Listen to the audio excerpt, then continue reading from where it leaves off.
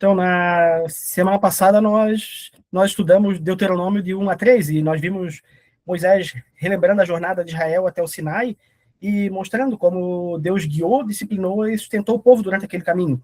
Hoje nós vamos estudar Deuteronômio de 4 a 7, e nisso aqui Moisés aprofunda o chamado à fidelidade, lembrando a importância de guardar a lei, evitar a idolatria e viver os mandamentos no coração, ensinando que a fé para as próximas gerações, não só para aquela geração que era testemunha ocular e auditiva desse discurso de Moisés. E então a finalidade desses capítulos aqui é mostrar que entrar na Terra Prometida não dependia apenas da conquista militar, da força dos homens de Israel, mas de um relacionamento verdadeiro com Deus. Então, sobre o capítulo 4, até Deuteronômio 3, Moisés estava relembrando os eventos históricos da jornada até Israel. Agora, ele começa uma nova seção do livro, digamos, a exortação espiritual baseada nessa história. Ou seja, aqui Moisés não relembra o passado apenas por nostalgia, por memória. Ele usa a história para ensinar sobre fidelidade, santidade, obediência. Esse capítulo ele funciona como uma ponte entre história e lei. Então, vamos iniciar a leitura. E agora, ó Israel, ouça os decretos e as leis que estou ensinando a vocês a cumprir para que vivam e tomem posse da terra que o Senhor, o seu Deus, o Deus dos seus antepassados, dá a vocês.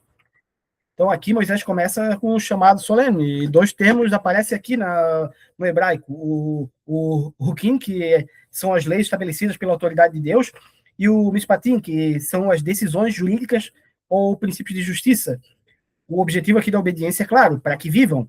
Na teologia do Antigo Testamento, a vida e a obediência estão profundamente conectadas. A lei não é apresentada como uma opressão, ela é apresentada como um caminho em direção à vida. O verso aqui continua, para que tomem posse da terra. A posse da terra prometida não dependia apenas da vitória militar dos exércitos, mas ela dependia da fidelidade espiritual. E esse aqui é um dos temas centrais do Deuteronômio. A permanência na terra depende da obediência a Deus. Nada acrescentem às palavras que eu ordeno a vocês e delas nada retirem, mas obedeçam aos mandamentos do Senhor, o seu Deus, que eu ordeno a vocês. Isso aqui significa que a lei dada por Deus não poderia ser modificada, adaptada ou alterada. E esse princípio a gente vê novamente em outros textos bíblicos, como em Provérbios 36 e Apocalipse 22, 18 e 19. A ideia central aqui é que a revelação de Deus ela é completa e suficiente, não cabe invenção, interpretação, adaptação humana.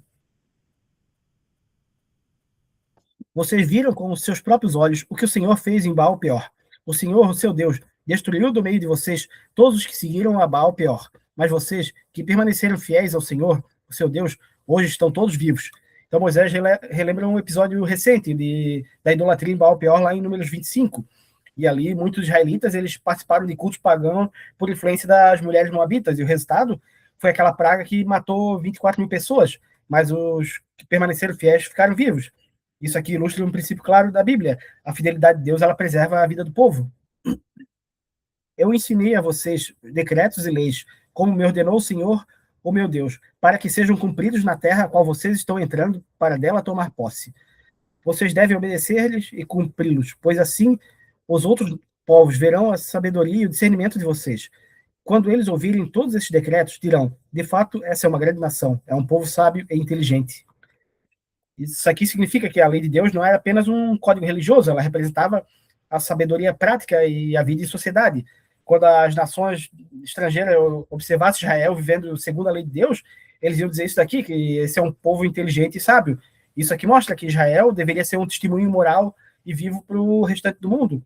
Isso se aplica para nós hoje. A nossa conduta no mundo é uma testemunha viva do que é ser cristão, do que é seguir a Deus. Pois que grande nação tem um Deus tão próximo como o Senhor, o nosso Deus, sempre que o invocamos. Então Moisés faz uma pergunta retórica aqui. A maioria das religiões antigas, os deuses eram distantes, imprevisíveis, difíceis de acessar. A relação com os deuses ela não era uma relação tão próxima como a gente vê aqui. Mas Deus de Israel é diferente. Ele era um Deus relacional que ouvia oração, respondia, caminhava com o povo. E essa proximidade é um dos aspectos mais marcantes da fé bíblica. Ou que grande nação tem decretos e preceitos tão justos como a lei que estou apresentando a vocês hoje. Aqui Moisés afirma que a lei de Deus ela é justa, ou seja, ela promove justiça social, protege vulneráveis e regula a vida cotidiana. Enquanto as outras nações tinham leis desiguais e às vezes cruéis, a lei de Israel ela era um tesouro nacional, era aquilo que tornava Israel uma nação única.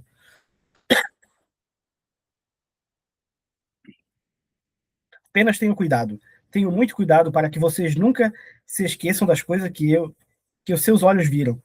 Conservem-se por conversem-nas por toda a sua vida na memória.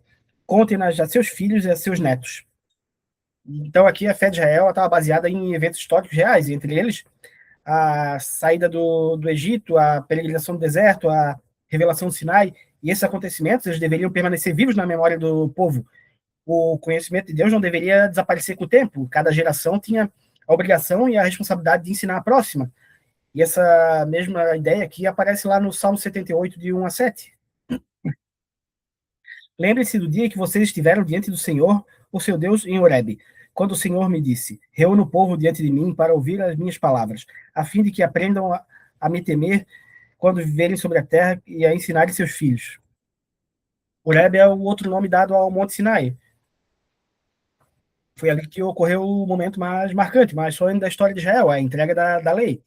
Deus disse aqui para Moisés: reúna o povo. O propósito dessa reunião era para que todos ouvissem as palavras de Deus. Deus explica que ele queria o povo inteiro testemunhando e ouvindo. E na Bíblia, o temor de Deus não significa um pavor irracional, ele significa reverência, respeito profundo e uma submissão à autoridade. O objetivo dessa revelação era formar um povo que vivesse em reverência constante com Deus. Vocês se aproximaram e ficaram de pé no monte. O monte ardia em chamas, que subiam até o céu e estavam envolvidos por uma nuvem escura e densa. Então Moisés escreve a cena dramática do Sinai. O monte estava envolto em várias manifestações impressionantes: fogo, nuvens, a escuridão profunda. E esses elementos eles são típicos da teofania, a manifestação visível, física da presença de Deus. E a mensagem aqui ela é clara: Deus é santo, poderoso e transcendente. Então o Senhor falou a vocês do meio do fogo. Vocês ouviram as palavras, mas não viram forma alguma, apenas ouviram a voz. E esse versículo ele é extremamente importante para todo o capítulo. Moisés destaca aqui que ouviram a voz de Deus, mas não viram forma alguma. Esse detalhe aqui é a base para a proibição da idolatria, quando a gente vai ver nos próximos versículos. E a lógica aqui é simples. Se Deus não revelou a forma dele, não pode ser representado por imagem nenhuma.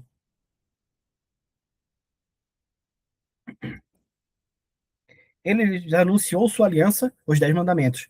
Escreveu-os sobre 2 tábuas de pedra e ordenou que os cumprissem. Então essa aliança ela é resumida nos 10 mandamentos. E o texto diz que eles foram escritos em tábua de pedra. Essas tábuas elas representavam a permanência, a autoridade e a origem sobrenatural desses mandamentos. Diferente das tradições humanas, a lei não era apenas transmitida oralmente, ela foi registrada de forma definitiva.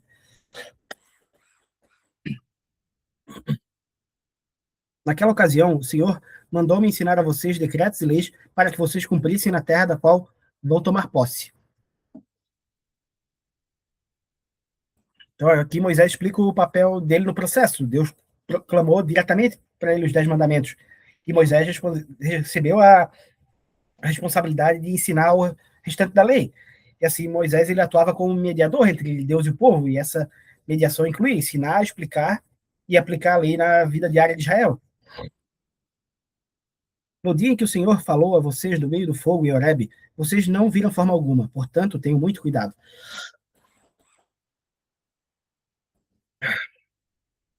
E esse detalhe aqui é decisivo. Se Deus não revelou forma física, qualquer tentativa humana de representar ele seria uma invenção humana, não uma revelação.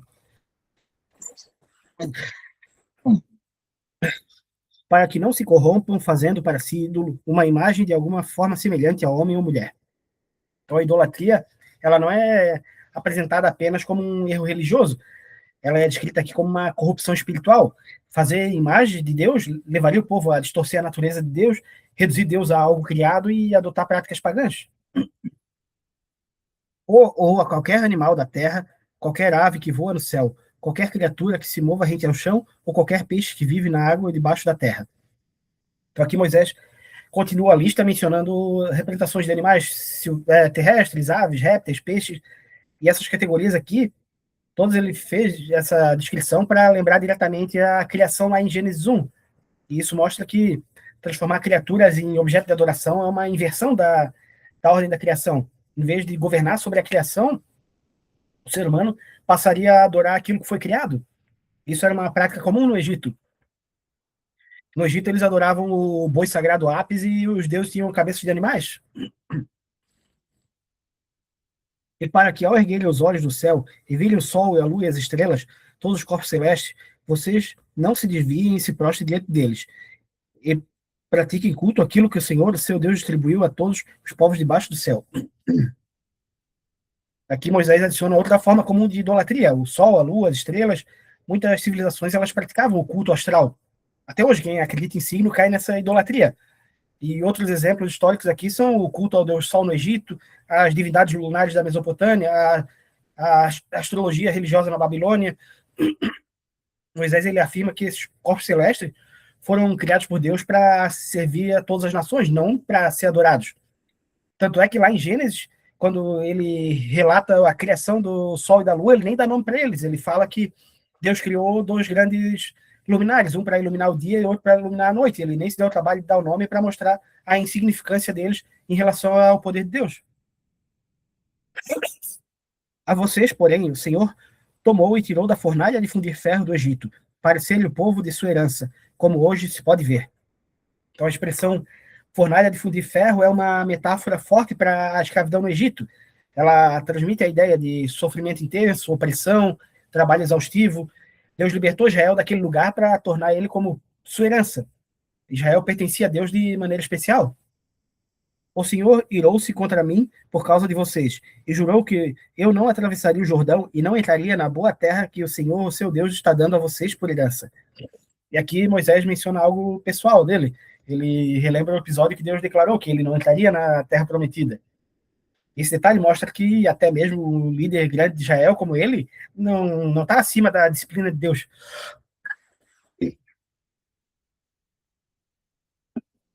Deus não vai fazer vista grossa para ele pelo fato dele ser líder. Eu morreria nessa terra, não atravessaria o Jordão, mas vocês atravessarão e tomarão posse daquela boa terra. Então Moisés reconhece a situação dele com humildade, ele não atravessaria o Jordão, mas o povo entraria na terra prometida, e isso reforça o momento histórico desse discurso aqui. Eles estão às portas de Canaã, estão prestes a realizar esse feito. Tenham o cuidado de não esquecer a aliança que o Senhor, o seu Deus, fez com vocês. Não façam para si ídolo algum com a forma de qualquer coisa que o Senhor, o seu Deus, proibiu. Então Moisés retorna ao tema central aqui, o perigo da idolatria, que era mais do que adorar imagens, era romper a aliança com Deus. A idolatria ela representa uma espécie de adultério espiritual, algo que os profetas vão denunciar futuramente. Pois o Senhor, o seu Deus, é Deus zeloso, é fogo consumidor. Aqui a expressão transmite uma ideia importante aqui, santidade. Deus não tolera o pecado da idolatria, e ele tem o zelo pela aliança. Por isso que Moisés declara como Deus zeloso. O zelo de Deus não é como o ciúme humano. Ele representa o compromisso de Deus em preservar a fidelidade da aliança com Israel. Quando vocês tiverem filhos e netos, e já tiverem há muito tempo na terra, e se corromperem e fizerem ídolos de qualquer tipo, fazendo o que o Senhor, seu Deus, reprova, provocando sua ira. E aqui aparece um detalhe importante: o perigo da infidelidade espiritual não estaria necessariamente na geração que saiu do deserto, que ouvia ele, mas nas futuras gerações. Isso é comum na história bíblica. Com o passar do tempo, a memória dos atos de Deus se enfraquece e a fidelidade passa a diminuir. Moisés então descreve esse risco aqui. A idolatria é novamente apresentada como uma corrupção espiritual. Ela não é apenas um erro cultural ou religioso. Na perspectiva bíblica, ela é a afronta direta ao próprio Deus. E por isso que Moisés diz que isso provocaria a ira de Deus. Invoco hoje o céu e a terra como testemunhas contra vocês, para que vocês serão rapidamente eliminados da terra, da qual estão tomando posse ao atravessar o Jordão. Vocês não viverão muito ali, serão totalmente destruídos. Moisés aqui faz uma declaração extremamente séria. Essa expressão aqui aparece várias vezes na Bíblia, quando se estabelece uma aliança solene. Ela indica que a advertência possui um peso legal e espiritual. Moisés está declarando a consequência, ou seja, Israel poderia entrar na Terra Prometida, mas também poderia perder ela. E essa posse da Terra Prometida não era automática ou permanente, não era definitiva, ela dependia da fidelidade de aliança. Se Israel persistisse na idolatria, seria destruído e seria expulso da terra. Essa advertência ela prevê eventos históricos que vão ocorrer séculos depois. O Senhor os espalhará entre os povos e restarão apenas alguns de vocês no meio das nações, as quais o Senhor os levará. Isso aqui é um dos primeiros anúncios claros de que mais tarde seria conhecido como o exílio de Israel. Historicamente, isso ocorreu em dois momentos históricos principais. Ocorreu o primeiro exílio do Reino do Norte pelos assírios, lá em 722 a.C., e o exílio de Judá na Babilônia, em 586 a.C. Isso aqui também diz que Israel ficaria pequeno entre as nações, ou seja, deixaria de ser aquela nação numerosa, ela reduziria lentamente.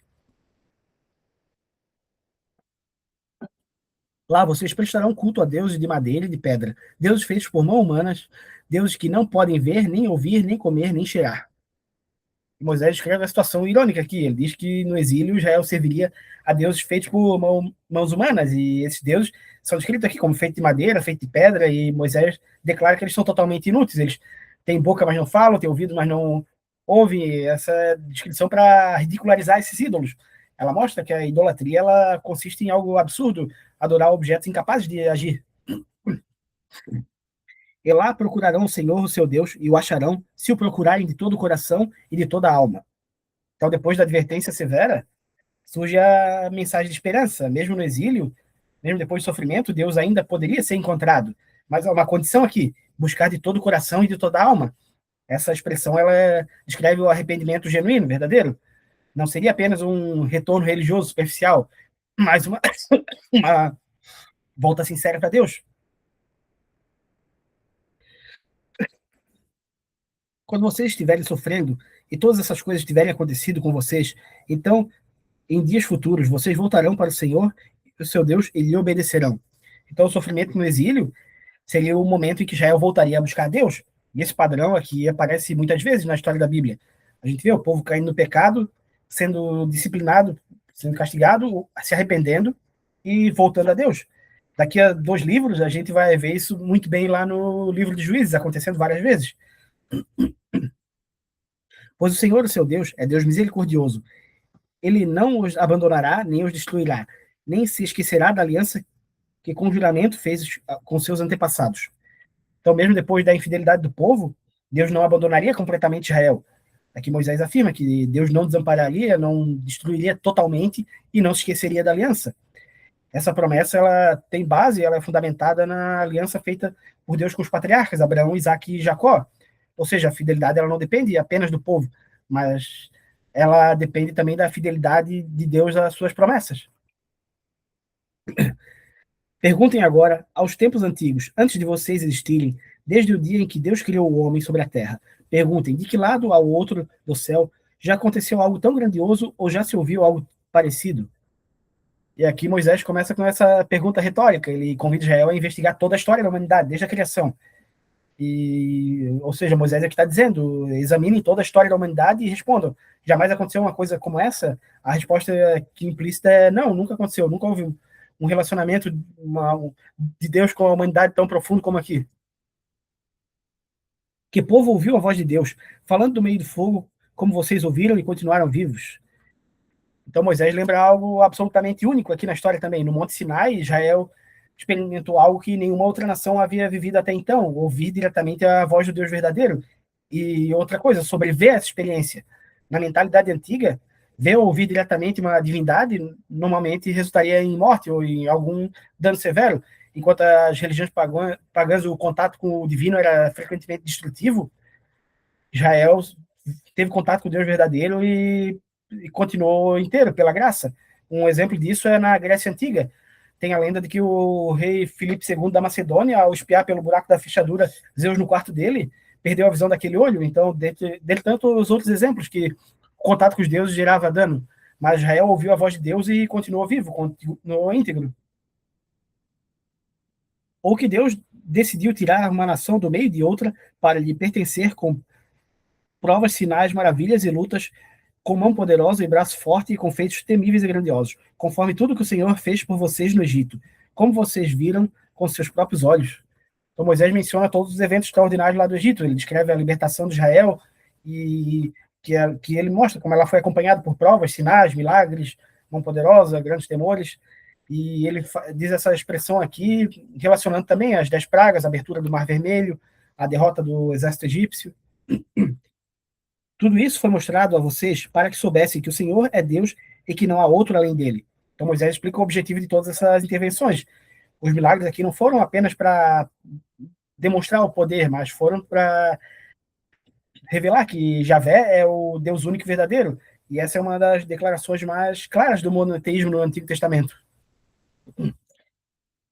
Do céu ele fez com que vocês ouvissem a sua voz, para discipliná-los. Na terra mostrou a vocês o seu grande fogo, e vocês ouviram suas palavras vindas do meio do fogo.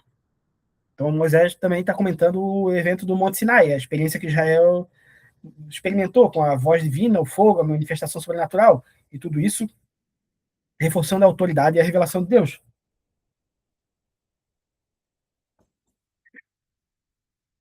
E porque amou os seus antepassados e escolheu a descendência deles, ele foi em pessoa tirá-los do Egito com seu grande poder, para expulsar de diante de vocês nações maiores e mais fortes, a fim de fazê-los entrar e possuir como herança a terra delas, como hoje se vê.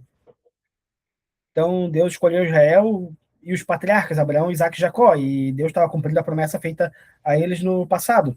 E por causa desse amor, Deus tirou Israel do Egito, expulsou as nações maiores que eles de Canaã e entregou a terra ao povo. Isso aqui mostra que a história de Israel ela está inteiramente ligada à aliança lá em Gênesis, a fidelidade dos patriarcas pavimentou o caminho para a conquista que Israel está prestes a vivenciar. Reconheçam isso hoje. Ponham no coração que o Senhor é o Deus em cima dos céus e embaixo da terra. Não há nenhum outro. Esse versículo aqui ele é um dos mais importantes do Deuteronômio. Deus não é apenas Deus de Israel, ele entre muitos deuses, ele é o único Deus existente. Obedeçam aos seus decretos e mandamentos que hoje eu ordeno a vocês, para que tudo vá bem com vocês e com os seus descendentes, para que vivam muito tempo na terra que o Senhor, o seu Deus, dá a vocês para sempre. Então, com base em tudo isso que foi lembrado, Moisés faz a exortação final dele aqui. Ele explica que o resultado da obediência é o bem-estar do povo, a prosperidade na terra e a continuidade das gerações. E mais uma vez aparece o tema central de Deuteronômio. A vida e a bênção estão ligadas à obediência. Então Moisés separou 3 cidades a leste do Jordão, para onde poderia fugir quem tivesse matado alguém sem intenção e sem premeditação. O perseguido poderia fugir para uma das cidades, a fim de salvar sua vida. As cidades eram as seguintes: Bezer, no planalto do deserto, para a tribo de Ruben; Ramote, para Gileade, para a tribo de Gade; e Golã, em Bazã, para a tribo de Manassés. Então aqui ocorre uma pausa narrativa. O texto diz que Moisés separou 3 cidades-refúgio a leste do Jordão, do outro lado, antes da Terra Prometida. E essas cidades elas serviriam para proteger quem tivesse cometido um homicídio involuntário por algum motivo acidental, e a pessoa então poderia fugir para essas cidades e aguardar até ser julgada. Essas cidades elas é algo único aqui, porque elas demonstram o cuidado da lei com a justiça e a proteção da vida. Essa é a lei que Moisés apresentou aos israelitas. Esses são os mandamentos, os decretos, as ordenanças que Moisés promulgou como leis para os israelitas quando saíram do Egito. Estavam do outro lado do Jordão, no vale fronteiro de Bet-peor, na terra de Sião, rei dos amorreus, que habitava em Esbom, a quem Moisés e os israelitas derrotaram quando saíram do Egito. Eles tomaram posse da terra dele e da terra de Og, rei de Bazã, os 2 reis amorreus que viviam a leste do Jordão. Essa terra estendia-se desde Aroer, à margem do ribeiro de Arnon, até o Monte Sion, isso é, Hernon, e incluía toda a região da Arabá, a leste do Jordão, até o mar de Arabá, abaixo das encostas de Pisga. Aqui os versículos finais, eles funcionam como uma introdução para a próxima sessão do livro. O texto aqui está mostrando que essa lei de Moisés, ele propôs para os filhos de Israel, e também especifica o local onde Moisés estava falando isso. Ela deu todos os detalhes geográficos de onde ocorreu esse discurso.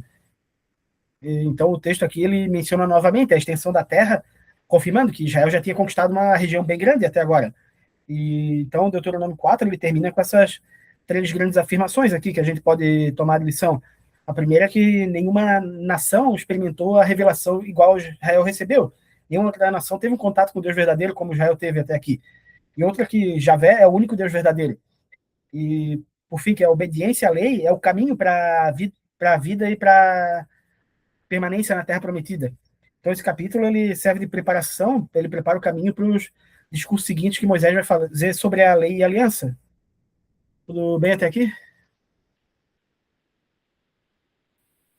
Tudo bem, Marcos. Então, vamos adiante. Olhemos para que a minha voz não falhe novamente.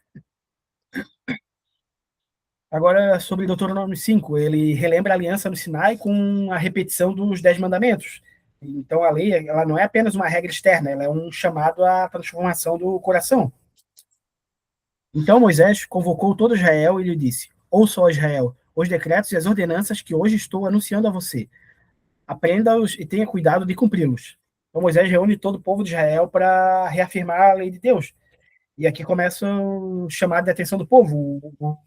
Ouve, ó Israel, essa expressão, a gente vai ver ela várias vezes em Deuteronômio. E aqui ele diz que a lei deveria ser ouvida, aprendida e praticada. Não bastava conhecer os mandamentos. O povo precisava viver de acordo com eles. O Senhor, o nosso Deus, fez conosco uma aliança em Horebe. Então, lembrando que Horebe é outro nome do Monte Sinai. E foi ali que Deus estabeleceu aquela aliança com Israel, entregando os 10 mandamentos. E essa aliança ela era uma espécie de pacto entre Deus e o povo. Deus seria o Deus de Israel, Israel deveria viver em obediência aos mandamentos. Esse era o termo dos acordos. Não foi com os nossos antepassados que o Senhor fez essa aliança, mas conosco, com todos nós que hoje estamos vivos aqui. Então a aliança ela tinha sido feita 40 anos antes, com a geração que saiu do Egito. Mas Moisés fala que ela também foi feita com a geração atual. Isso, a intenção é mostrar que a aliança de Deus ela não era apenas um acontecimento do passado, daquela geração que já morreu. Cada nova geração ela precisa assumir essa aliança com a sua própria responsabilidade. Ela, a cada geração vai chegando até a atualidade.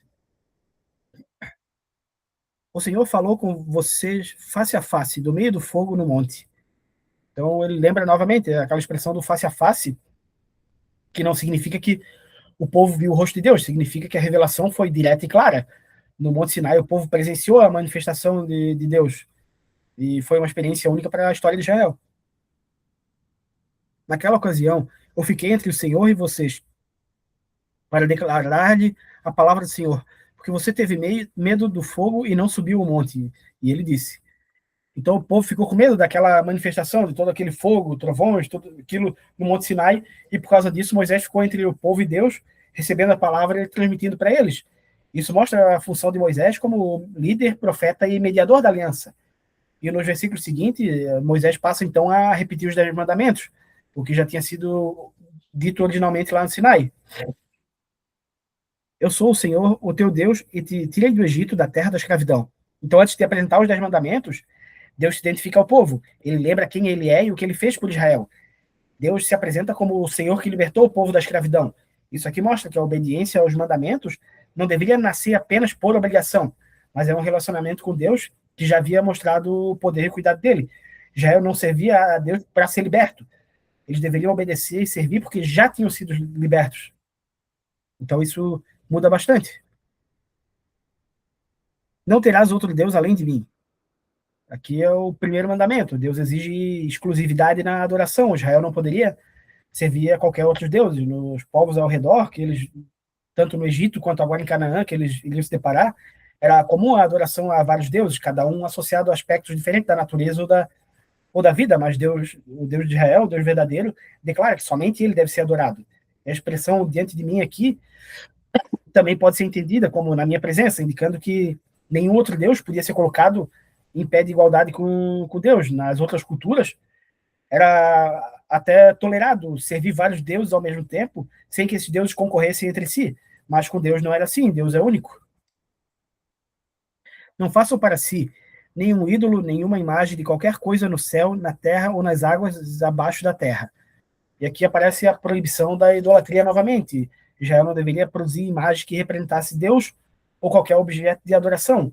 Os povos antigos era comum representar os deuses por meio de estátuas, de figuras, e essas imagens elas eram usadas nos templos e consideradas representação da divindade. Mas Deus, o Deus de Israel, ele não poderia ser representado de nenhuma forma, ele não poderia ser reduzido a uma imagem feita por mãos humanas.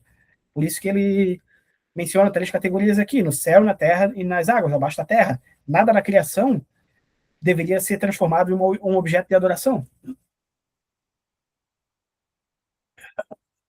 Não te prostrarás diante deles, nem lhes prestará culto, porque eu, o Senhor, o teu Deus, sou o Deus zeloso, que castigo os filhos pelo pecado de seus pais, até terceira e quarta geração daqueles que me desprezam.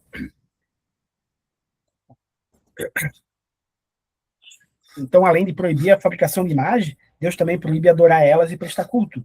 E a razão aqui é apresentada, que Deus é um Deus zeloso.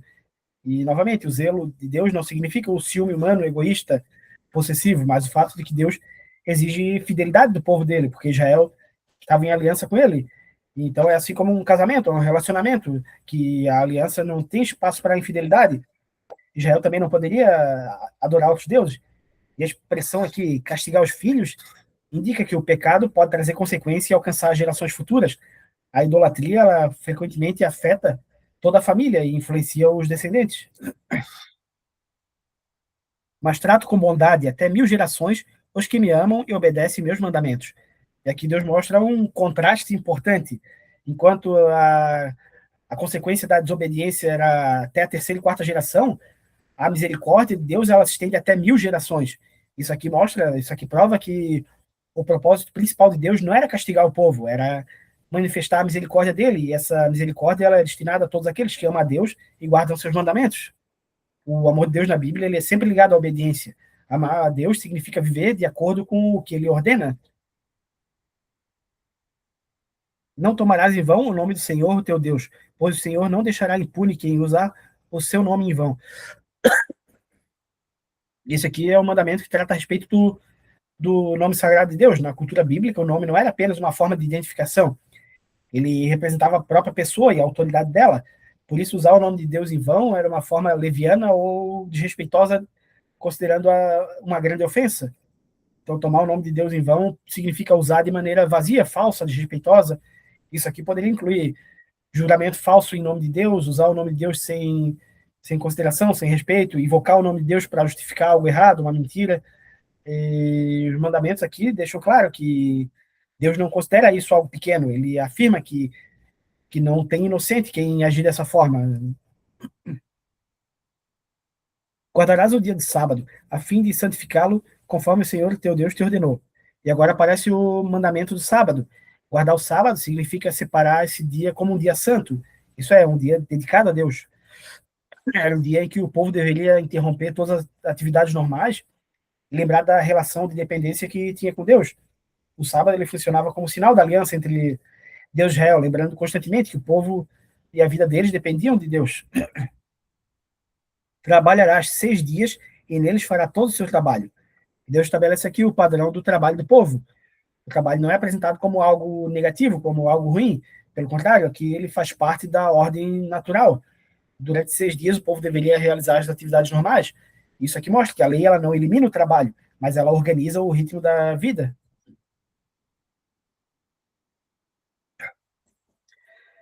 Mas no sétimo dia é um sábado para o Senhor, o teu Deus.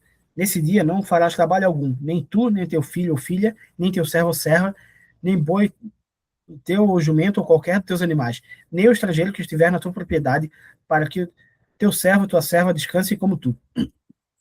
Então, o sábado deveria ser um dia de descanso completo para todos. E o descanso não era apenas para o chefe da família, ele se estendia aos filhos, servos, estrangeiros, até mesmo os animais não poderiam ser colocados para trabalhar nesse dia. Isso aqui mostra esse aspecto importante da lei. Ela trazia uma proteção social para todos. Todos eram iguais nesse dia. Até aqueles que normalmente estariam numa posição inferior também tinham esse direito de descanso. Então, assim, o sábado ele se tornava o dia em que toda a comunidade experimentava um tempo de pausa e de renovação. Lembra-te que fosse escravo no Egito e que o Senhor, teu Deus, te tirou de lá com mão poderosa e com braço forte. Por isso, o Senhor, teu Deus, te ordenou que guarde esse dia do sábado. É que Moisés apresenta a razão, a justificativa de guardar o sábado. O descanso semanal ele deveria ser um memorial, uma lembrança de que o povo um dia foi escravo no Egito. Lá no Egito eles não tinham descanso, eles viviam sob trabalho constante, pesado, e Deus libertou eles daquela condição. Quem lembra do começo de Êxodo, o faraó, para castigar o povo, aumentava a carga de trabalho. Então, por isso que guardar o sábado também era uma forma de lembrar da libertação que Deus fez na vida deles. E esse dia ele ensinava que o povo agora eles pertenciam a Deus, não pertenciam mais à escravidão. Honra teu pai e tua mãe, como te ordenou o Senhor, teu Deus, para que tenhas longa vida e tudo te vá bem na terra como o Senhor, teu Deus, te dá. Então, esse mandamento ele trata a respeito da honra dentro da família. Honrar pai e mãe significa tratar com respeito, consideração, com obediência. Na sociedade de Israel, a família ela era a base da vida social e espiritual. Por isso que preservar a autoridade e o respeito dentro da família é especial para a estabilidade da comunidade. Esse aqui é o primeiro mandamento que vem acompanhado de uma promessa.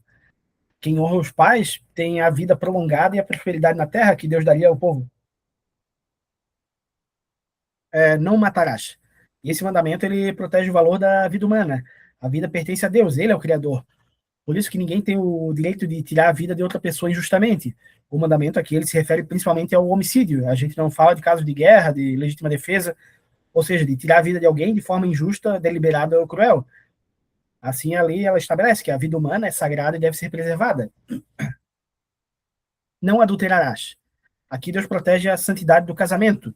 O adultério ele é considerado uma grave violação da aliança matrimonial. Ele destruía a confiança entre o marido e a mulher e traz consequências para toda a família. Na perspectiva bíblica, o casamento é uma relação de compromisso e fidelidade. Por isso que a infidelidade é vista como um pecado sério diante de Deus. Não furtarás. Esse aqui é o mandamento que protege o direito de cada pessoa sobre aquilo que ela pertence. Furtar significa tomar aquilo que pertence a outra pessoa de forma injusta. Então, a lei de Deus ela ensina que o povo deveria viver em sociedade e de uma forma honesta, marcada pelo respeito ao patrimônio alheio. Não darás falso testemunho contra o teu próximo. Esse mandamento ele é relacionado principalmente ao contexto judicial. Na antiga sociedade de Israel, a testemunha ela tinha um papel fundamental, muito importante no julgamento. Dar um testemunho falso poderia condenar uma pessoa inocente injustamente. Por isso que Deus proíbe que qualquer tipo de mentira possa vir a prejudicar o próximo. E o princípio desse mandamento também ele se aplica à vida cotidiana do modo geral, não só ao judicial, para que o povo pudesse viver em verdade e integridade. Não cobiçarás a mulher do teu próximo, não desejarás a casa do teu próximo, nem sua propriedade, nem seu servo ou serva, nem seu boi ou jumento, nem coisa alguma que lhe pertença. Então esse mandamento ele trata de algo que começa no coração. O cobiçar, que basicamente significa desejar de maneira errada aquilo que pertence a outra pessoa. E diferente dos outros mandamentos, que tratavam principalmente de ações externas, esse mandamento ele é o mais abstrato de todos, porque ele revela que Deus também observa as intenções e desejos interiores da pessoa. A cobiça ela pode levar a outros pecados, ela é uma escada que pode levar ao roubo, ao adultério, à injustiça, ao homicídio. Por isso que Deus ensina que o povo deveria cultivar um coração satisfeito e contente com aquilo que Deus deu para cada um.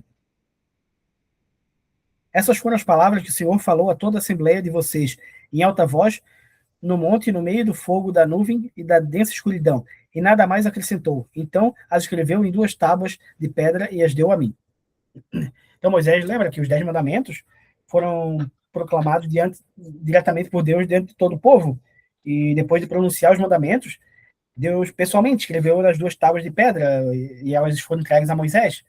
Isso aqui mostra que a lei ela tinha autoridade divina e um caráter permanente. Deus escreveu em pedra porque a pedra duraria.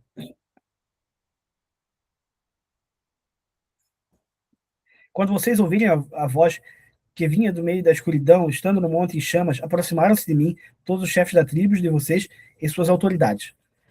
Então, quando o povo ouviu a voz de Deus, eles ficaram profundamente impressionados e cheios de temor. E por causa disso, os líderes do povo aproximaram-se de Moisés para falar com ele. E o povo reconhecia aqui Moisés como líder e mediador entre Israel e Deus. E vocês disseram: O Senhor, nosso Deus, mostrou-nos sua glória e sua majestade, e nós ouvimos a sua voz, vinda de dentro do fogo. Hoje vimos que Deus fala com o homem, e este ainda continua vivo.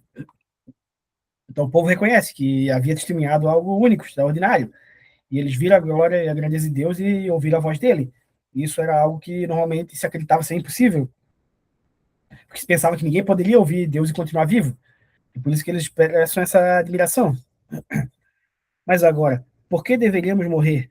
Esse grande fogo, por certo, nos consumirá. Se continuarmos a ouvir a voz do Senhor, nosso Deus, morreremos. Então, apesar deles reconhecerem a grandeza dessa experiência, o povo ficou tomado por medo. A manifestação era tão poderosa que eles ficaram com medo de continuar ouvindo a voz de Deus e isso poder causar a morte deles. Isso é interessante, porque isso revela o quanto a santidade e o poder de Deus provocam o temor reverente no povo. Essas experiências com Deus, a gente não vê ninguém saltitando, rodopiando. As pessoas, diante do poder de Deus, elas se reconhecem como limitadas, como pequenas, como pecadoras, e se prostram. Pois o homem mortal chegou a ouvir a voz do Deus vivo falando dentro do fogo, como nós ouvimos, e sobreviveu.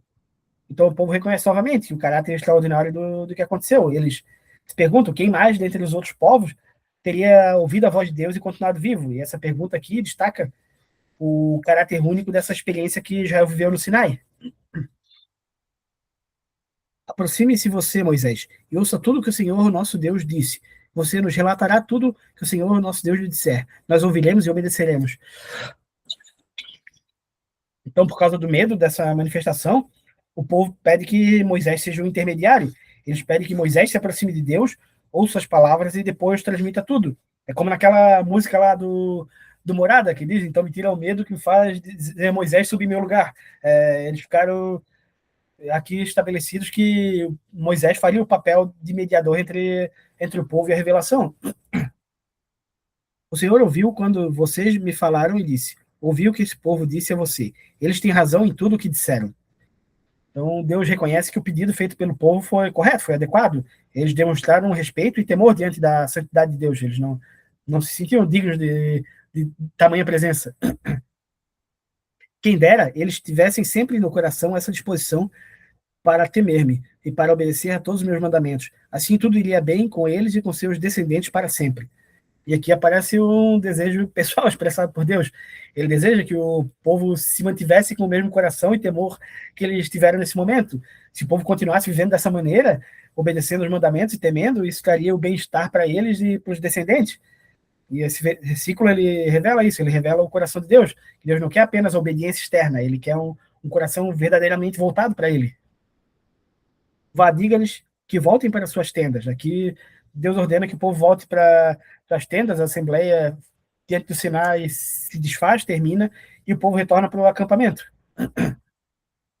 Você ficará aqui comigo e anunciarei a você toda a lei, isso é, os decretos e as ordenanças que você lhes ensinará e que eles deverão cumprir na terra que dou a vocês como propriedade. Então Moisés deveria permanecer diante de Deus para receber mais instruções. Deus daria os mandamentos, os estatutos e os juízos. E Moisés, então, deveria ensinar essas leis para o povo, para que eles praticassem na terra que iam receber como herança. Por isso, tenham cuidado de fazer tudo como o Senhor, seu Deus, ordenou a vocês. Não se desviem nem para a esquerda, nem para a direita. E aqui Moisés conclui com a exortação à fidelidade. O povo deveria obedecer cuidadosamente os mandamentos de Deus, sem se afastar deles, nem para a esquerda, nem para a direita. Isso significa não se afastar dos caminhos estabelecidos por Deus, ser fiéis e retos em obediência. Andem sempre pelo caminho que o Senhor, o seu Deus, ordenou a vocês, para que tenham vida, tudo vá bem com vocês e os seus dias se prolonguem na terra da qual tomarão posse. E o capítulo ele termina reforçando um dos temas centrais de Deuteronômio. A obediência de Deus conduz a vida e o bem-estar. E aqui o caminho de Deus traria a vida, prosperidade e permanência na terra prometida. E assim Moisés concluiu essa repetição dos 10 mandamentos, preparando o povo para as instruções que vão vir a seguir nos próximos capítulos. Tudo bem até aqui? Tudo bem. Quero ver se eu consigo chegar nesse nível de obediência e me O manter no padrão de Deus é caminho. alto para todos nós. Meu Deus. Então vamos para Deuteronômio 6. Ele apresenta o Shema. Ele reforça que amar a Deus de todo o coração é o centro da vida espiritual. A fé deve ser ensinada para as próximas gerações, ele também vai ensinar, trazendo a palavra como parte da vida cotidiana, da vida diária. Essa é a lei, isso é, os decretos e as ordenanças que o Senhor, o seu Deus, ordenou que eu ensinasse a vocês, para que vocês os cumpram na terra para a qual estou indo para dela tomar posse. Então Moisés, inicia o capítulo lembrando que as leis que ele está ensinando não são invenções humanas, elas são mandamentos dados pelo próprio Deus. E essas instruções deveriam ser obedecidas, principalmente quando Israel entrasse na Terra Prometida. A lei não era apenas pelo tempo de peregrinação que eles viviam agora no deserto, mas para organizar a vida do povo na nova terra que Deus entregaria. Desse modo, vocês, seus filhos, seus netos, temerão o Senhor, seu Deus, e obedecerão a todos os seus decretos e mandamentos. Eu lhes ordeno todos os dias de sua vida, para que tenham uma vida longa. Então, aqui aparece um dos grandes objetivos da lei: ensinar o povo a temer a Deus. Lembrando, novamente, que o temor no contexto bíblico não significa apenas medo, de pavor, mas uma atitude de reverência, de respeito e submissão à vontade de Deus. Moisés também destaca a importância da transmissão da fé entre as gerações aqui. Os mandamentos deveriam ser guardados não apenas para a geração presente, mas para os filhos e para os netos. A obediência ela traria como consequência vida longa e estabilidade na terra que eles iriam entrar. Ouça e obedeça, ó Israel. Assim tudo lhe irá bem, e você será muito numeroso numa terra onde há leite e mel, com fartura, como lhe prometeu o Senhor, o Deus dos seus antepassados. Então Moisés ele chama a atenção do povo para a expressão aqui, o ouve, ó Israel, novamente, que vai ser comum no livro de Deuteronômio. A obediência à lei ela traria duas bênçãos principais aqui: a prosperidade, que é a multiplicação do povo, e a terra prometida, novamente, é descrita como a terra que emana leite e mel, uma expressão que simboliza a abundância e a fertilidade. Essa promessa está ligada à aliança que Deus havia feito com os patriarcas, com Abraão, Isaac e Jacó. Ouça, ó Israel, o Senhor, o nosso Deus, é o único Senhor. E esse versículo ele é importante, eu até acho interessante grifar ele, marcar, porque ele é um dos mais importantes de toda a Bíblia hebraica, de todo o Velho Testamento. Ele faz parte da declaração conhecida como Shema Israel, na palavra hebraica Shema é o ouve. E esse versículo ele afirma duas verdades fundamentais. Deus é o único Deus de Israel e ele é o único e verdadeiro Deus. Em um contexto antigo de muitas nações que tinham vários deuses, Israel era chamada a reconhecer a singularidade de Deus e rejeitar qualquer outra forma de idolatria. E, historicamente, esse texto introduziu uma das principais confissões de fé do povo judeu, que era recitado diariamente pelos israelitas, o Shema Israel, Adonai Eloheinu, Adonai Errad, que é esse versículo em hebraico que eles oravam todos os dias. Ame o Senhor, o seu Deus, de todo o coração e de toda a sua alma, e de todas as suas forças. Então, depois de afirmar quem Deus é, Moisés apresenta a resposta que o povo deveria dar: amar a Deus. Esse amor deveria envolver todo o ser, o coração, como o centro dos pensamentos, das emoções, das decisões, a alma, que é a vida, o ser interior, e a força, que é toda a energia e a capacidade da pessoa. Então, assim, o relacionamento com Deus ele não deveria ser apenas uma obediência externa à lei, mas era um compromisso profundo por inteiro. Que todas essas palavras que hoje lhes ordeno estejam em seu coração. Então, os mandamentos não deveriam apenas ser conhecidos ou decorados. Não era uma tabuada para decorar, eles deveriam estar no coração. Ou seja, eles têm que estar internalizados e assimilados à vida da pessoa. A verdadeira obediência ela começa quando a palavra de Deus passa a fazer parte do interior do indivíduo. Não é algo que ele só decorou, é algo que ele vive automaticamente. Ensine-as com persistência a seus filhos. Converse sobre elas quando estiver sentado em casa, quando estiver andando pelo caminho, quando se deitar e quando se levantar. E aqui Moisés, novamente, destaca a importância da educação espiritual dentro da família. Os pais devem ensinar os mandamentos aos filhos com uma forma constante. O ensino da palavra de Deus não deve acontecer apenas nos momentos formais, ele tem que estar em todas as situações da vida cotidiana, como ele falou aqui, em casa, ao levantar, ao se deitar. A fé deveria ser integrada à vida diária do povo. Amarre-os como um sinal nos braços e prenda-os na testa. E esse versículo ele é usado como uma linguagem simbólica para enfatizar que os mandamentos deveriam estar sempre diante do povo. E, com o tempo, os judeus passariam a interpretar isso aqui de uma forma um pouco mais literal. Eles vão usar pequenos objetos quadrados, chamados de filactérios, que continham os textos da lei presos dentro. E eles amarravam isso, já devem ter visto em algum filme, os judeus usando um quadradinho preso na testa e um no pulso, que com base nesse mandamento. O objetivo era ser um lembrete da necessidade de viver de acordo com a lei de Deus. Escrevam nos batentes das portas de suas casas e em seus portões. Então, da mesma forma, os mandamentos deveriam estar presentes também no lar. E o judeu passaria a aplicar esse versículo também através do mezuzá, que é um tipo de um estojo, um recipiente contendo os trechos da lei dentro, e é colocado no batente da porta. Então, assim, ao entrar e sair da casa, a pessoa é lembrada da aliança que ela tem com Deus. O Senhor, o seu Deus, os conduzirá à terra que jurou a seus antepassados, Abraão, Isaque e Jacó, dar a vocês a terra com grandes e boas cidades que vocês não construíram. Então aqui Moisés começa a descrever a situação que o povo encontraria ao entrar na terra prometida. Israel ia herdar cidades já construídas que eles não tinham edificado. E isso aqui demonstra que a conquista da terra não era apenas resultado do esforço humano, mas era algo principalmente inerente da promessa e da ação de Deus. A referência aqui aos patriarcas, Abraão, Isaac e Jacó, ela relembra isso, que a posse da terra é o cumprimento da aliança que Deus fez com eles no passado. Com casas cheias de tudo o que há de melhor, de coisas que vocês não produziram, com cisternas que vocês não cavaram, com vinhas e oliveiras que vocês não plantaram. Quando isso acontecer, vocês comerem e ficarem satisfeitos. Então Moisés continua descrevendo a abundância que o povo encontraria na terra, e Israel passaria a usufruir de casas já abastecidas, poços já cavados, vinhas e oliveiras já plantadas, e esses elementos aqui de prosperidade e estabilidade, o povo desfrutaria de tudo isso sem ter participação diretamente na construção disso ou do plantio. Isso também reforça que as bênçãos elas seriam resultado da graça de Deus, não do esforço dos homens.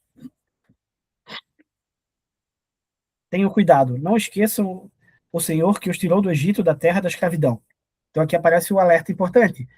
A prosperidade que eles veriam poderia levar o povo a se esquecer de Deus. Quando eles estavam no Egito, vivendo no sofrimento, no deserto, eles dependiam totalmente de Deus. Mas na Terra Prometida, eles iam estar cercados de prosperidade, de abundância. Existia esse risco de perder a consistência dessa relação com Deus. Por isso que Moisés lembra que foi Deus quem libertou da escravidão e trouxe até ali. A memória da libertação ela deveria se manter viva a cada geração. E isso seria uma forma de manutenção da fidelidade do povo.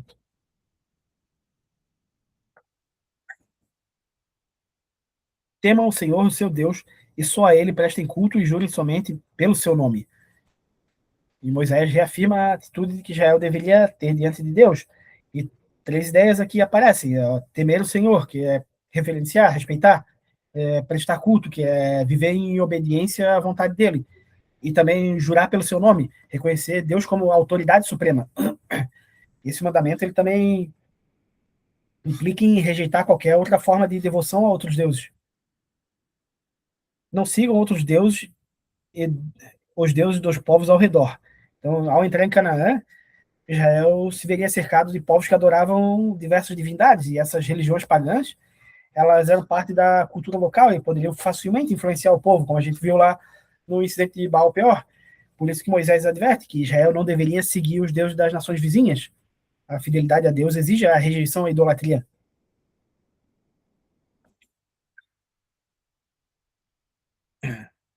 Pois o Senhor, o seu Deus, que está no meio de vocês, é Deus zeloso. A ira do Senhor, o seu Deus, se acenderá contra vocês e ele os banirá da face da terra. Então, Deus novamente é descrito aqui como zeloso e como Israel como o povo da aliança. A idolatria ela seria considerada uma violação grave desse relacionamento. Por isso que Moisés alerta que a infidelidade traria o juízo e a destruição. Não ponham à prova o Senhor, o seu Deus, como fizeram em Massá. Aqui Moisés está lembrando um episódio ocorrido durante a peregrinação do deserto, em Massá, lá em Êxodo 17. O povo reclamou da falta de água e colocou Deus à prova, questionando se ele realmente estava com eles, se ele realmente queria o bem deles. O povo poderia confiar em Deus, mas, ao invés disso, colocou Deus à prova naquele momento. Obedeçam cuidadosamente aos mandamentos do Senhor, o seu Deus, e aos preceitos e decretos que ele ordenou a vocês. E Moisés reforça novamente a importância da obediência. O povo deveria guardar cuidadosamente os mandamentos, os preceitos e os decretos. E essas expressões aqui, elas abrangem todo o conjunto de instruções dadas por Deus. A fidelidade à lei, ela é essencial para preservar o relacionamento entre Deus e Israel. Façam o que é justo e bom perante o Senhor, para que tudo vá bem com vocês e vocês entrem e tomem posse da boa terra que o Senhor prometeu, sob juramento a seus antepassados. Aqui aparece o princípio central do livro de Deuteronômio. Israel deveria fazer o que é reto e bom aos olhos de Deus. E não é simplesmente aquilo que parecia correto segundo o próprio julgamento, segundo o próprio entendimento. A obediência, ela traria essas duas consequências, a prosperidade e a permanência na terra prometida. Expulsando todos os seus inimigos de diante de vocês, conforme o Senhor prometeu. E aqui Moisés lembra que o próprio Deus expulsaria os inimigos da terra. A vitória sobre os povos cananeus não dependia apenas da força de Israel, era principalmente a ação de Deus se cumprindo na promessa. No futuro, quando os seus filhos perguntarem a vocês o que significa esses preceitos, decretos e ordenanças que o Senhor, nosso Deus, ordenou a vocês, então Moisés antecipa uma situação natural que viria no contexto familiar. Os filhos, as próximas gerações, elas perguntariam sobre o significado dessas leis todas que eles seguem. À medida que a nova geração crescesse em Israel, elas poderiam questionar por que o povo seguia tantos mandamentos e tantas normas. Esse versículo aqui, ele mostra que a fé de Israel deveria ser ensinada, explicada, não apenas praticada de forma automática. Deveriam entender o porquê que eles fazem tudo aquilo, porque cada lei é cumprida, o que Deus quer com aquilo. Vocês lhe responderão: fomos escravos do faraó no Egito, mas o Senhor nos tirou de lá com mão poderosa. Então a resposta dos pais deveria começar com a história da libertação no Egito. Israel deveria lembrar constantemente que antes de ser uma nação livre, eles haviam sido o povo escravizado no Egito por mais de 4 séculos pelo domínio do faraó. E a expressão mão poderosa enfatiza a ação sobrenatural de Deus ao libertar o povo. Assim, a obediência à lei ela deveria ser compreendida como uma resposta daquilo que Deus já tinha feito por Israel antes de dar essa lei. O Senhor realizou diante de nossos olhos sinais, maravilhas grandiosas e terríveis contra o Egito e contra o faraó e toda a sua família. Então Moisés recorda as pragas do Egito aqui e os acontecimentos sobrenaturais que acompanharam toda a libertação, e esses eventos aqui são descritos como sinais e maravilhas. Eles demonstram que o poder que Deus exerceu sobre o Egito naquele momento, sobre o faraó e sobre aqueles falsos deuses daquela nação. A libertação ela não foi apenas um evento político, ela foi um ato de intervenção divina. Mas ele nos tirou do Egito para nos trazer para cá e nos dar a terra que, sob juramento, prometeu a nossos antepassados. Então, a saída de Israel do Egito tinha um propósito. Deus não libertou Israel apenas para tirar a escravidão, mas para conduzir a terra prometida, e essa terra era aquela que tinha sido prometida anteriormente aos patriarcas, Abraão, Isaac e Jacó. E assim a história de Israel ela era vista como um cumprimento progressivo daquela aliança estabelecida por Deus lá em Gênesis a esses antepassados, e que até hoje ela está em cumprimento progressivo rumo a Israel celestial. Todos nós somos peregrinos nessa terra. O Senhor nos ordenou que obedecêssemos a todos esses decretos e que temêssemos o Senhor nosso Deus, para que sempre fôssemos bem-sucedidos e que fôssemos preservados em vida, como hoje se pode ver. Então aqui Moisés explica o propósito da lei. Deus deu os mandamentos para que o povo temesse a Deus, experimentasse o bem-estar e preservar com vida a nação. A lei não era apenas um peso sem sentido, ela era um caminho que conduzia ao bem e à preservação do povo. E se nós nos aplicarmos a obedecer a toda a lei perante o Senhor, o nosso Deus, conforme ele nos ordenou, essa será a nossa justiça. Então o capítulo aqui ele termina com essa afirmação: a obediência da lei seria considerada a justiça do povo. Isso significa que viver de acordo com os mandamentos demonstra a fidelidade e a aliança com Deus. E aqui Moisés conclui enfatizando que Israel deveria manter o compromisso constante com a lei, reconhecendo que ela estava ligada à história da libertação e à aliança com Deus. Tudo bem até aqui? Sim, tudo bem, Marcos. Então, vamos adiante. Agora, Deuteronômio 7. Deuteronômio 7 ele é um capítulo que ele reforça a identidade de Israel como um povo escolhido, separado das práticas das outras nações. Quando o Senhor, o seu Deus, os fizer estar na terra para a qual vocês estão indo, para dela tomarem posse e expulsarem de diante de vocês muitas nações, os hititas, os gigazeus, os amorreus, os cananeus, os ferezeus, os heveus, os jebuseus, são 7 nações maiores e mais fortes que vocês. Aqui Moisés começa lembrando que ao entrar na Terra Prometida, Israel ia encontrar ali diversas nações já estabelecidas. Ele menciona aqui 7 povos cananeus. E essas nações, elas eram descritas aqui como mais numerosas e mais poderosas que Israel.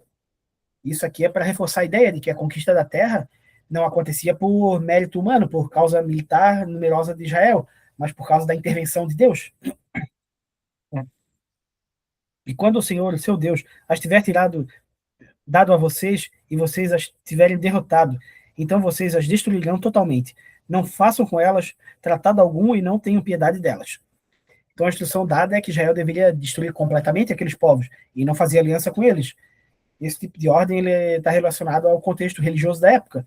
Os cananeus eles praticavam um culto de idolatria e rituais considerados profundamente corruptos perante Deus.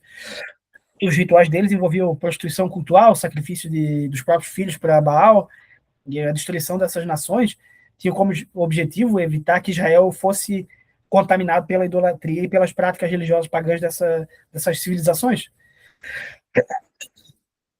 Não se casem com pessoas de lá. Não deem suas filhas ou filhos a eles, nem tomem as filhas deles para seus filhos. Outro perigo apontado por Moisés aqui era o casamento entre os israelitas e os cananeus. Aquela cultura, o casamento, frequentemente implicaria em compartilhar crenças religiosas, misturar. Então, assim, a proibição do casamento misto, ela estava relacionada principalmente à preservação da fidelidade religiosa de Israel.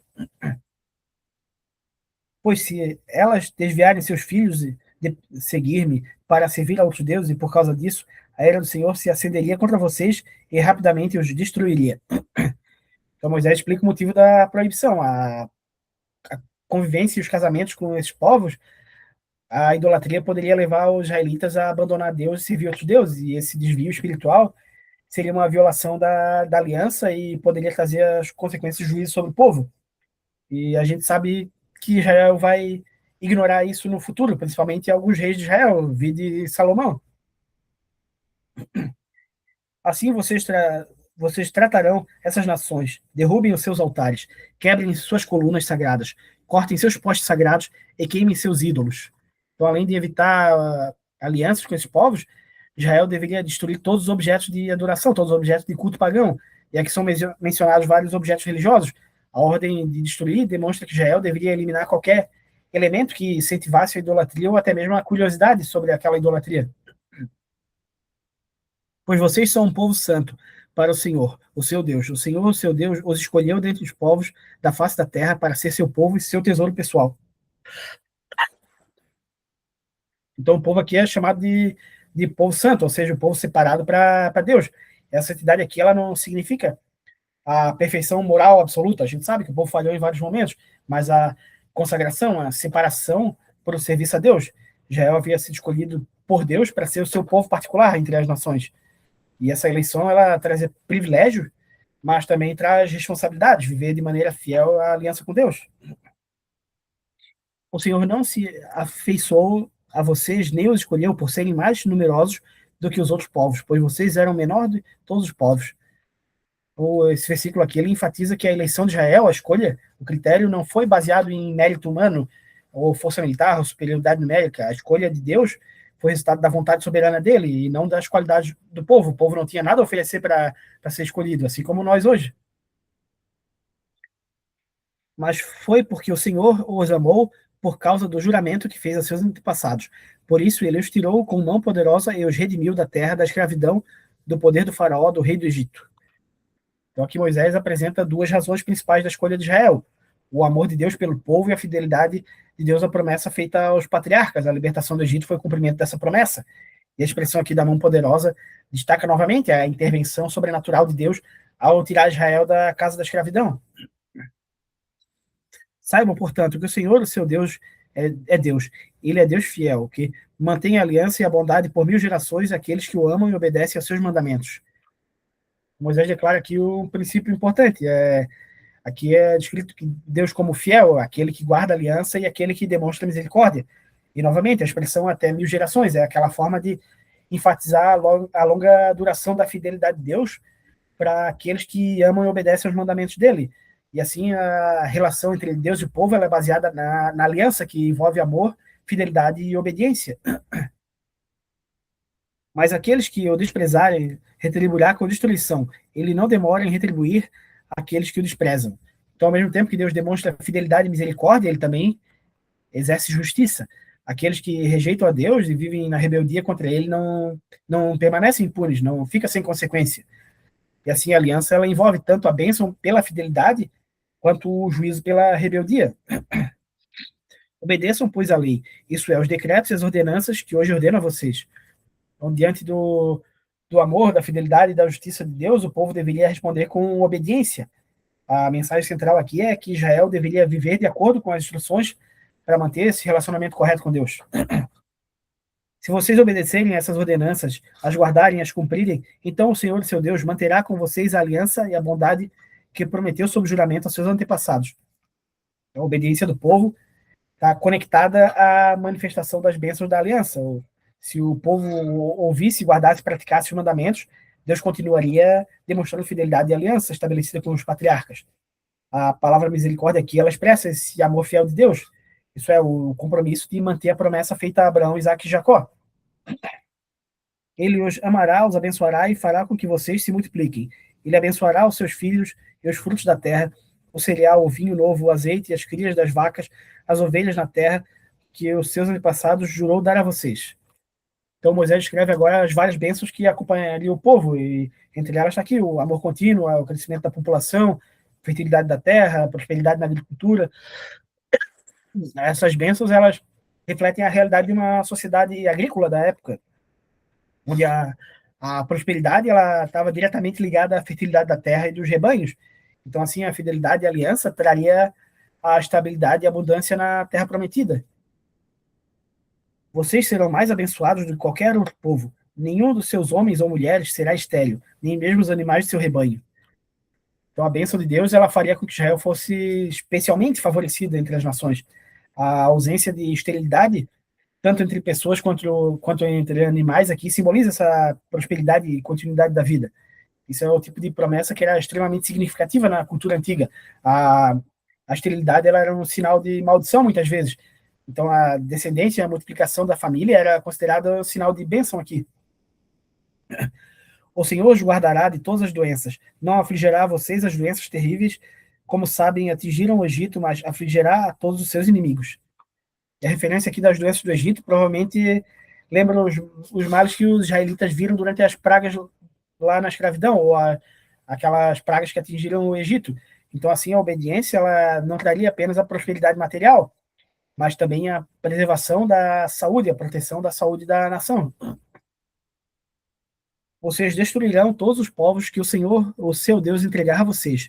Não olhem com piedade para eles, nem sirvam aos seus deuses, pois isso seria uma armadilha diante de vocês. Então Israel deveria eliminar as nações que habitavam Canaã naquele momento e não demonstrar complacência para as práticas religiosas deles. O principal motivo é que é rebatido várias vezes, a idolatria.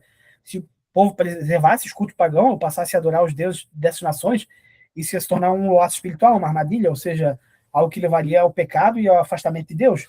Então, assim, a ordem tinha como objetivo preservar a pureza da fé e a adoração ao único Deus. Talvez vocês digam a si mesmos, essas nações são mais fortes do que nós, como poderemos expulsá-las? Aqui Moisés está reconhecendo um possível sentimento que poderia surgir do povo, o medo diante das nações cananeias. Israel poderia perceber que os povos da terra eles eram muito maiores, mais numerosos e, consequentemente, mais fortes. Por isso que Moisés menciona esse pensamento como algo que poderia surgir no coração do povo, mostrando que o desafio não era apenas militar, mas também a confiança em Deus. Não tenham medo delas. Lembre-se bem do que o Senhor, o seu Deus, fez ao faraó e a todo o Egito. Então, a resposta para o medo é baseada na memória, lembrar das obras que Deus fez no passado. Moisés orienta o povo a recordar o que Deus fez contra o faraó, contra o Egito durante a libertação. A memória desses atos, ela deveria fortalecer a fé do povo diante desse desafio que eles iam enfrentar agora. Vocês viram como seus próprios olhos os grandes provas e sinais miraculosos e maravilhas, a mão poderosa e o braço forte com que o Senhor, o seu Deus, os tirou de lá. O Senhor, o seu Deus, fará o mesmo com todos os povos que agora vocês temem. Então Moisés lembra os acontecimentos extraordinários do Êxodo, ele menciona provas, sinais, prodígios, e as expressões descreve aqui que a intervenção que libertou Israel do Egito vai ser a mesma que Israel vai vivenciar para conseguir tomar a terra aqui também. Além disso, o Senhor, o seu Deus, causará pânico entre eles até destruir o restante deles e os que se esconderem de vocês. Então Deus usaria até mesmo meios naturais ou inesperados para enfraquecer o inimigo. De qualquer forma, esse versículo aqui, ele enfatiza que Deus atuaria de diversas maneiras para preparar o caminho para Israel tomar posse. Não fiquem apavorados por causa deles, pois o Senhor, o seu Deus, que está com vocês, é Deus grande e temível. Então a presença de Deus no meio do povo era a principal razão de que Israel não deveria ter medo. Deus é descrito aqui como grande e temível. A expressão ela indica o poder e majestade.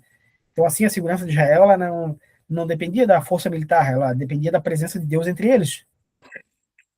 O Senhor, seu Deus, expulsará aos poucos essas nações de diante de vocês. Eles não serão eliminados de uma só vez, senão os animais selvagens se multiplicarão, ameaçando-os. E aqui é justificado que se todas as nações fossem removidas de uma só vez, a terra ficaria desocupada e poderia ser tomada por animais selvagens. Então, assim, Deus vai permitir que as conquistas aconteçam gradativamente, de modo que o povo pudesse ocupar e administrar a terra progressivamente. Mas o Senhor, o seu Deus, as entregará a vocês, lançando-as em grande confusão, até que sejam destruídas. E Deus também vai causar confusão entre os inimigos, o que vai facilitar a vitória de Israel.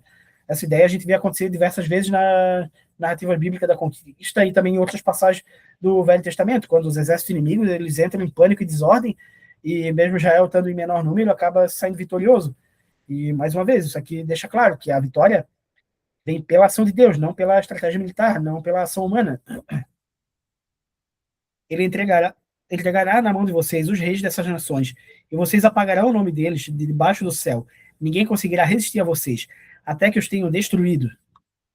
Então, a derrota incluiria também os reis das nações cananeias. Apagar o nome aqui de alguém debaixo do céu significa eliminar completamente o domínio, a influência e até o nome da história, realmente. Assim, Israel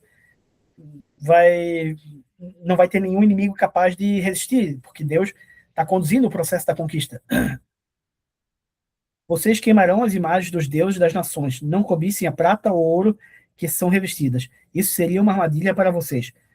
Para o Senhor, seu Deus, isso é detestável.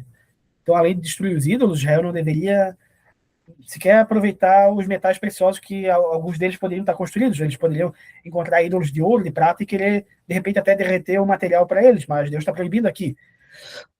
Porque esse motivo aqui ia ser ligado à idolatria. Poderia se tornar também um ato espiritual, uma armadilha que levava o povo a se desviar de Deus. Não levem coisa alguma que seja detestável para dentro de casa, senão também vocês serão separados para a destruição. Considere tudo isso proibido e detestem-no totalmente, pois está separado para a destruição. Então, o capítulo aqui ele termina com essa advertência forte. Israel não deveria trazer para dentro de casa qualquer objeto relacionado a essas civilizações, aos cultos idólatras. Esses objetos aqui são chamados de abominação, de detestável, dependendo da tradução da Bíblia. Ou seja, algo completamente odioso para Deus. Se os povos aceitassem esses elementos na vida deles, isso ia acabar abrindo portas para consequências que recairiam sobre as práticas idólatras, iam seduzir o povo a se afastar de Deus. E aqui Moisés conclui, enfatizando a necessidade da rejeição total à idolatria. Tudo bem até aqui?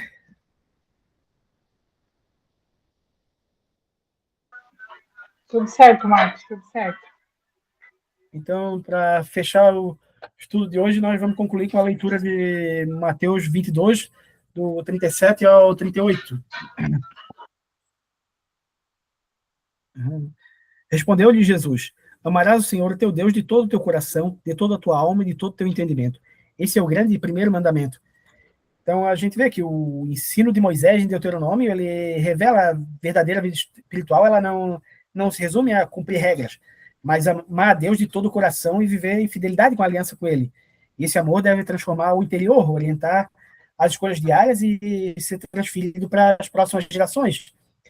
Séculos depois, Jesus vai reafirmar esse mesmo princípio ao declarar que amar a Deus é o maior de todos os mandamentos. Então a gente vê que tanto no Antigo quanto no Novo Testamento, a essência da fé ela permanece a mesma, um relacionamento profundo com Deus que nasce da gratidão e se expressa em uma vida de amor e obediência. Amém? Amém, amém. Obrigado pelo estudo de hoje. Semana que vem Eu que tem mais. agradeço. Deus abençoe a todos. Amém, Boa Marcos. noite. Bom final de Tchau. semana. Boa noite. Tchau. Boa noite.